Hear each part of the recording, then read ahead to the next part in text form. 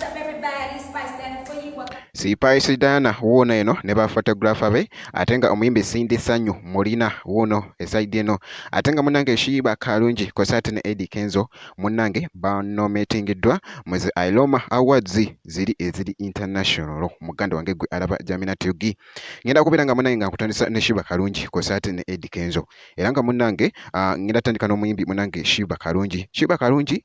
muzi Ailoma Awards munange ate ziri eziri international ate ezakabi okamalako mazi era nga Shiba as a best African dancer entertainer wali muganda wange ye muyimbi no Shiba Kalungi era nga munange option eno Shiba kwali kuliko nga wali mwana mulezi Red Sun okuva wali Kenya Shanta Wale okuva wali ate Ghana era nga Shiba Kalungi naye munange nga kwali ku list eno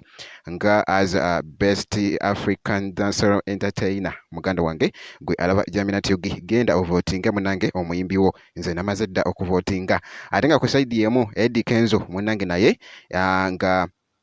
nga as a best African entertainer muganda wange Eddie Kenzo era nga ku list eno munange kubaddeko wali mwana mulezi Burna Boy Awilo Logomba okuva wali ate Congo kosate n'abalala bangi munange wali Eddie Kenzo eside eyo ku awards ezo munange ate ze wanometingiddwa kosate ne mwana mwala omuyimbi Shiba Kalungi music industry ate abeera asituse muganda wange abeera asitukira ddala bwekito kyetwagayira ddala wano ate mu Uganda kati munange kankugjeyo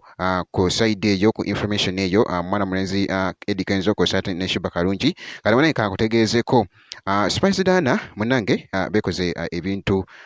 leero akinizemuko ne ba photographer be munange abakola omulimu abamuba ebifaananyi wali nga yetegekera show ye oba concert munange ate yali wali ate ku Serena muganda wange kyatambulira ddala bulungi nnyo era nga bulaba mu katambi awo nga agoyinga nabo crazy katono nnyo ate nga munange ku side yemu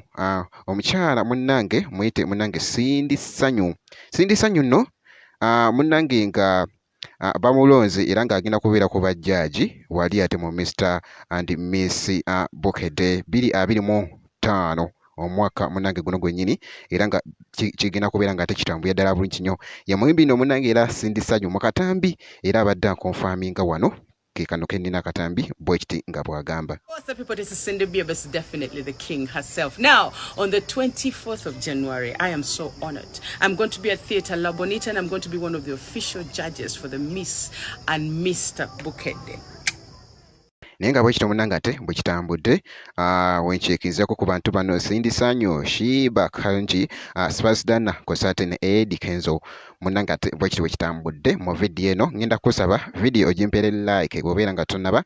n'okusubscribinga nakyo kibeera kitambulira ddala bulungi nnyo ngenda kubeera nga nkomawo ate mu maaso eyo nezi update endala bwekiti.